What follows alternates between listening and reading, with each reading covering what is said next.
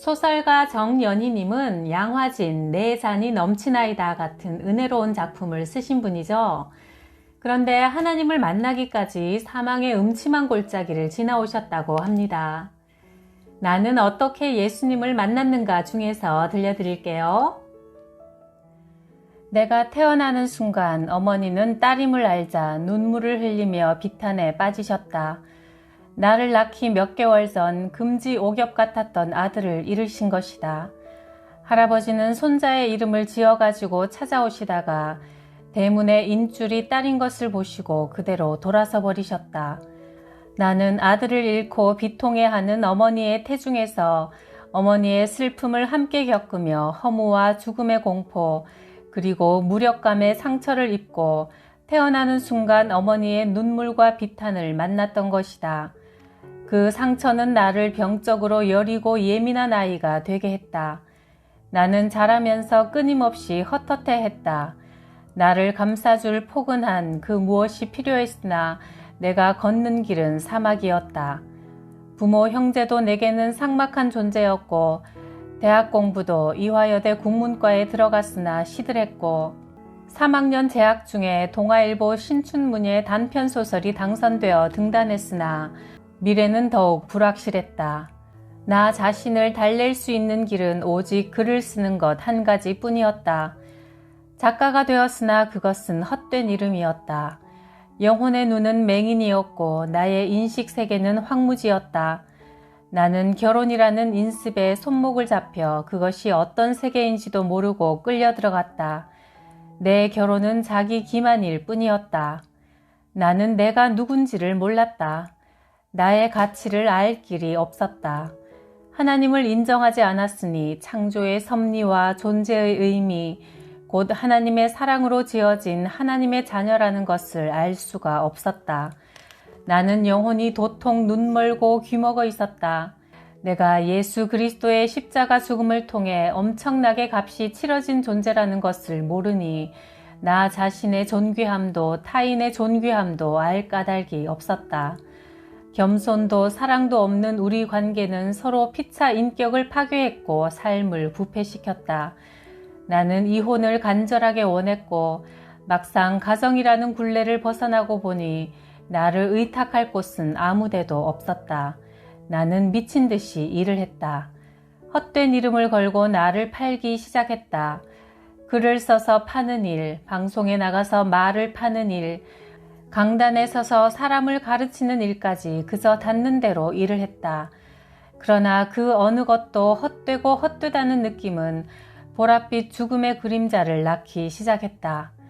홀로 세계 곳곳을 누비며 여행도 했고 글도 썼으며 닥치는 대로 무슨 일이든지 해냈다. 의도적으로 일에 미칠 수밖에 없었다. 겉으로 보면 제법 요란해 보였다. 그러나 나는 하루에도 2번씩 절망과 허물을 껴안고 죽는 여자였다. 아침이 시작되는 것이 나에게는 절망이었다. 그 하루를 살아낼 일이 캄캄하고 무서웠다. 낮을 빛 갚듯이 치르고 나면 이제는 밤을 맞을 일이 공포였다. 남들이 다 돌아가는 따뜻한 집, 불이 밝혀지고 기다리는 사람이 있고 단란한 식탁이 있는 그런 집이 내게는 없었다. 홀로 찾아 들어가야 하는 썰렁한 공간이 있을 뿐. 그렇게 만나는 밤이 무서웠다. 하나님은 숙명여고 동창생인 정혜숙을 통해 사랑의 말씀으로 나를 불러주셨지만 간곡하고 간절한 권유였지만 내 귀도 내 마음도 너무 두껍고 딱딱하게 굳어있어 한마디도 스며들지 않았다. 나는 절망의 중독자였다. 절망을 먹고 소망의 말씀은 귓등으로 흘려버리고 멸망길로 계속 전진하는 짐승이었다. 그 무렵 그 절망의 길목에서 이상스럽게도 나를 닮은 한 쓸쓸한 남자를 만났다. 그는 아내를 둔 가장이었으나 우리는 서로가 상대방의 거울이었고 피차 그 거울 속으로 빠져들어갔다. 그러나 하나님은 우리의 어울림을 내버려 두지 않으셨다. 1973년 9월 나는 간통 피의자로 수사를 받기 시작했다. 내 막내 동생보다 더 어린 검사는 처음부터 자백하라고 협박했다. 불구속 상태로 이 사람 저 사람 증인을 불러대기를 40여일, 원고 측 변호사의 계략이었는지 어느 기자를 통해 곧 매스컴에 불이 붙어 폭발하기 시작했다. 그리고 우리는 구속되었다. 나는 무턱대고 세상이 무섭기만 했다. 숨을 곳이 있으면 그곳이 죽음이라도 곧장 들어가고만 싶었다. 나는 운명이라고 믿었던 내 사랑을 옹호하고 우리의 사랑을 짓밟는 법에 대하여 단 한마디도 항변할 힘이 없었다. 나는 세상으로부터 버림받은 인간일 뿐이었다. 재판이 계속되는 동안 그때까지 나와 함께 손잡고 일했던 매스컴 전체가 광란을 했다. 찢고 핥히고 짓밟으며 끝없는 돌팔매질을 계속했다. 고소인의 일방적인 기자회견을 토대로 기사는 폭죽 터지듯 화려하게 폭발했다. 주간지들이 썩은 시체를 만난 까마귀떼처럼 몰려들어 물고 뜯었다. 사진 기자들이 마귀떼처럼 법원으로 몰려들어 푸른 수의를 입은 나를 사진에 담으려고 아우성쳤다.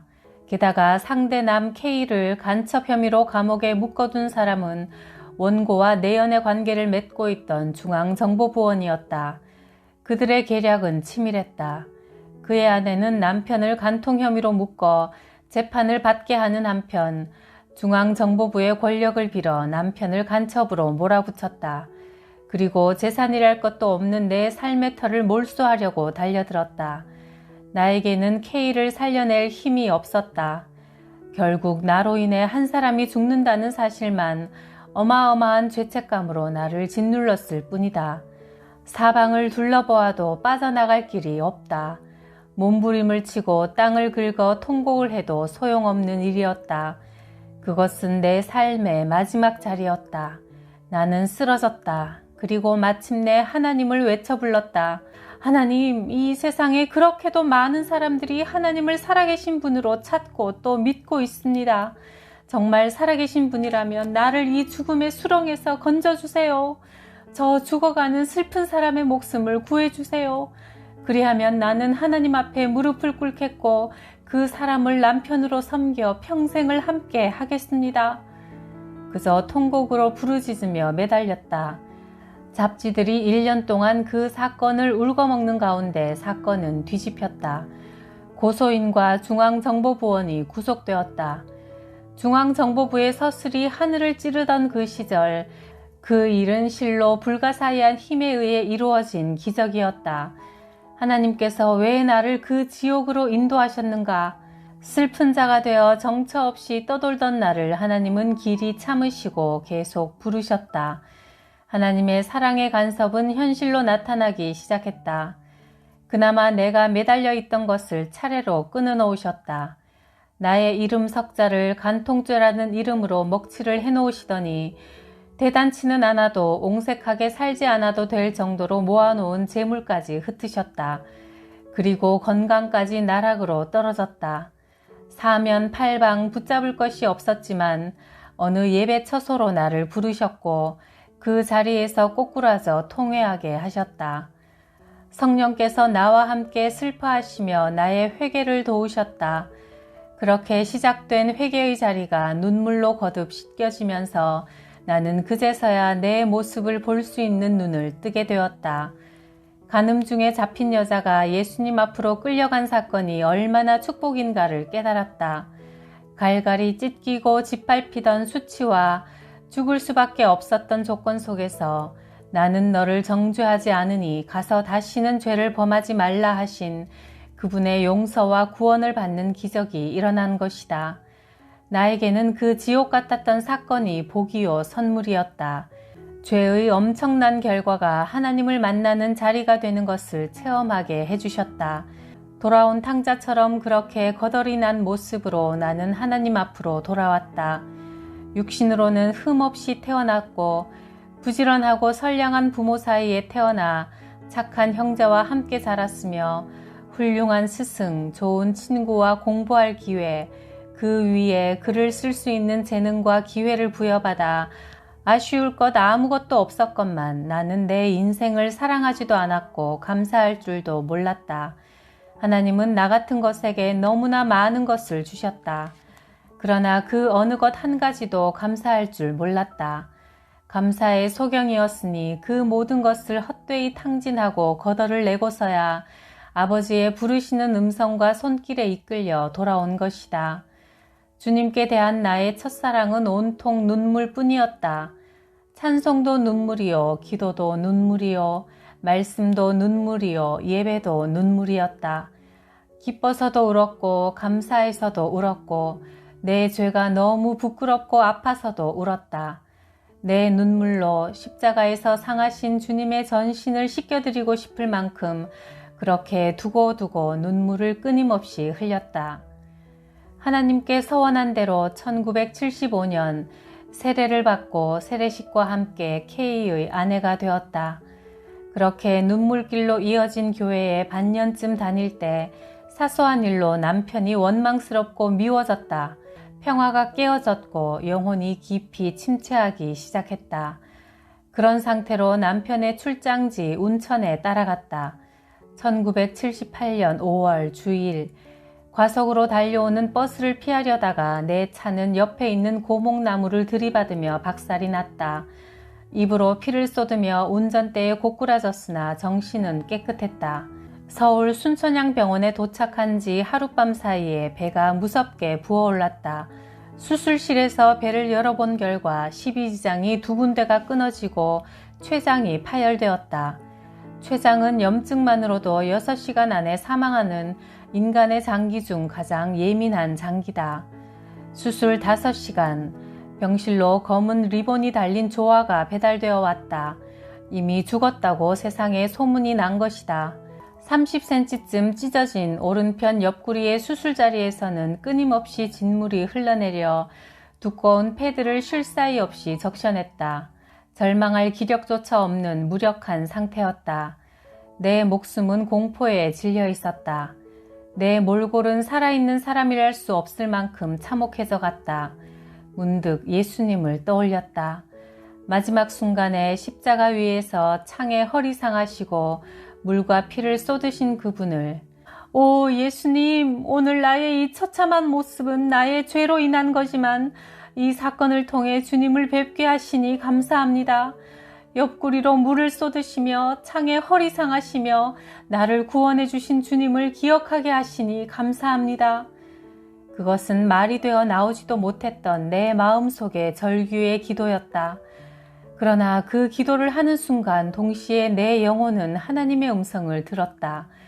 두려워 말라, 내가 너와 함께함이니라. 놀라지 말라, 나는 너의 하나님이라. 나는 그 말씀이 이사야 41장 10절에 기록되어 있는 말씀인 것을 나중에서야 알았다. 공포가 사라졌다. 살아계신 하나님의 말씀 안에서 나는 새롭게 태어난 생명이었다. 사고 당시 운전대에 얼굴을 들이받쳐 앞니 하나가 뽑혀나갔고 위쪽 앞니 6개가 뿌리채 흔들려 그 이를 다 잘라내는 수술을 해야 할 지경이었다. 윗니 가운데 대문니 하나는 2mm 남짓 흘러내려 인상을 아주 망가뜨렸고 흉하기 짝이 없는 몰골이 되었다. 치과에서는 뿌리가 다 흔들리고 늘어져 있으니 잘라내는 수술을 하고 새 이를 해넣어야 한다고 했다. 그러나 나는 나를 만나주신 하나님께서 고쳐주실 거라는 굳건한 믿음으로 하늘산 기도원으로 올라갔다. 그러나 첫날 저녁 예배는 고역이었다. 북치고 찬송하며 소리소리 지르며 통성기도라는 것을 하는데 이 자리는 내가 올 곳이 아니다. 나는 이렇게 예배드리는 사람들하고는 다른 사람이다. 이 무슨 경건치 못하고 교양 없는 사람들의 광란이란 말인가 하고 돌아갈 궁리만 했다. 그런데 숙소로 돌아와 무릎을 꿇고 엎드리자마자 네가 크고 광채나는 아름다운 구슬이 되고 싶으냐 하는 말씀이 나를 가로막았다. 나는 크고 광채나는 구슬이라는 것만 좋아서 낼름 그런 구슬이 되고 싶다고 대답했다. 그러자 나는 오늘 저녁에 그 예배를 작지만 아름다운 구슬꾸러미로 받았느니라 하시는 게 아닌가.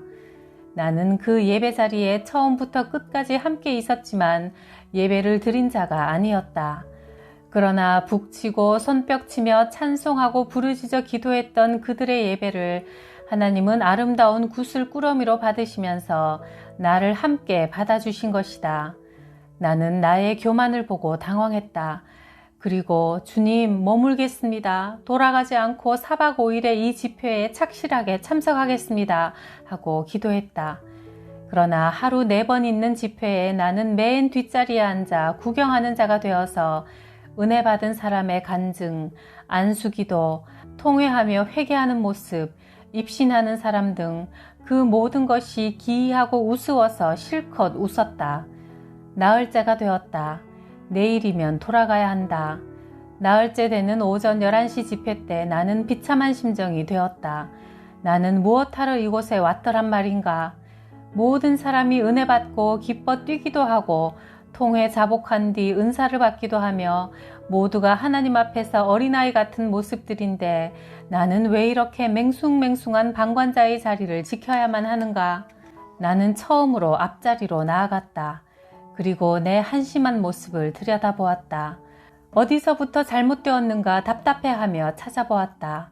아, 있었다. 찾아냈다. 목사님의 말씀에 순종치 않은 한 가지가 있었다. 통성기도를 시작할 때 목사님은 회중을 향해 두 손을 번쩍 들고 주여를 3번 부르짖으라고 하셨다.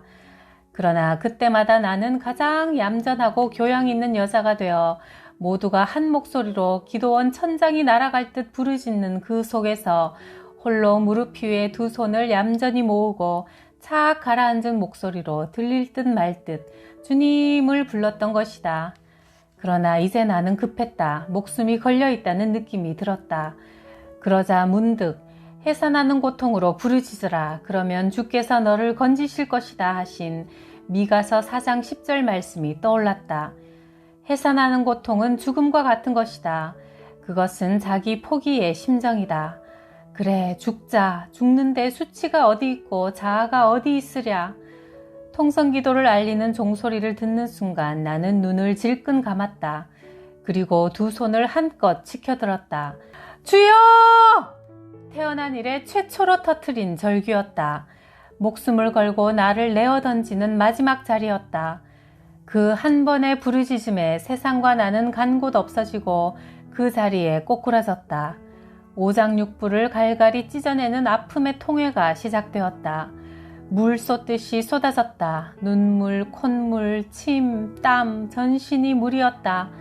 끝없는 무지 속에서 교만에 교만으로 똘똘 뭉쳐졌던 나. 회개할 줄 모르던 나의 두껍기 짝이 없던 교만의 껍질이 깨어지고 그 안에 들어차 있던 온갖 더러운 것을 쏟아놓게 하시고 씻어주시는 자리였다. 집회가 언제 끝났는지 알 수 없었다. 사람들이 나가느라고 나를 툭툭 걷어차고 밟고 하는 바람에 정신이 들었다. 방으로 돌아와 나를 기다리고 있던 남편을 만났을 때 남편의 안색이 변했다. 겁에 질린 음성으로 띄엄띄엄 말했다. 당신 앞니가 가지런하게 올라가 붙었네.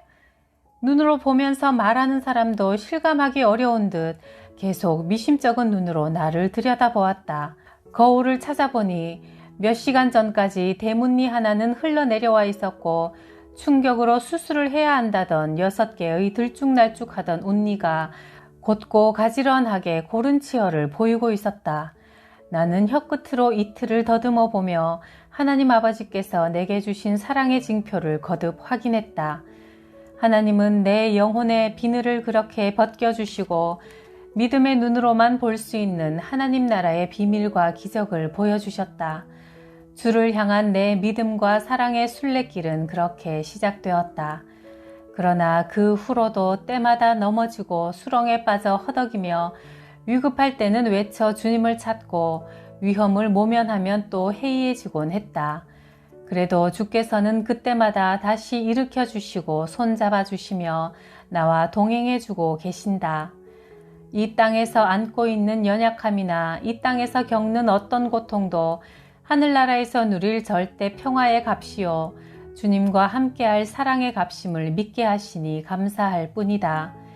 우리가 이 땅에서 곤고함을 치른 날 수대로 화를 당한 연수대로 하늘나라에서 더 알뜰하고 풍성하게 누릴 수 있음을 믿고 소망을 가지게 하시니 감사할 뿐이다.